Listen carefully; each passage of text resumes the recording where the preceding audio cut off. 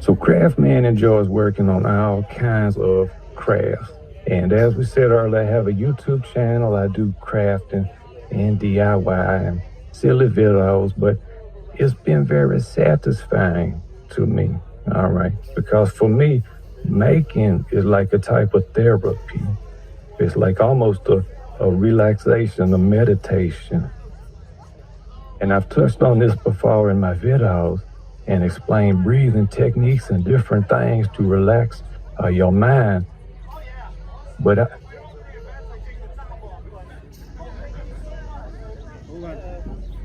Whoop. You okay? I'm all right. I just got a little dizzy, but I'm all right. But for me, when I'm painting a figure, or I'm kit bashing, or a scratch build, and doing any kind of creative task, I can just zone out and just get lost in it, you know. And that's actually a valuable thing, because we have switched our mind from the negative and over to something that we really like, and we lower the heart rate and lower the cortisol and our overall stress level. So I say all that to say I encourage you to take some time and think about what can you bring into the world, you know. Be inspired by other people, but try not to get discouraged if they seem to be better than you, like theirs you think is better than mine. You know, first of all, you're doing this for yourself to bring some joy to you. So don't worry about comparison. And you might just be starting out, and they might have been doing it for 20 years, you know. So it's nice to be inspired by somebody, but I believe that we get into trouble if we try to exactly compare our work to their work, because it's just never going to be the same. So my advice is just to go ahead and whatever your style is, lean into it, all right? Now, besides, you know, straight up crafting, I have a lot of other interests, and one of them is stop motion animation. Do any of y'all here, by show of hands, do animation? 1, 2, 3, we got a few of y'all, okay?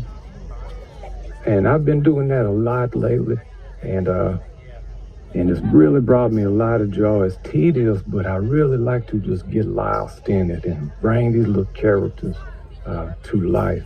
And so whatever it is, I encourage you all to try a bunch of different things, because you never know what you might like until you try it.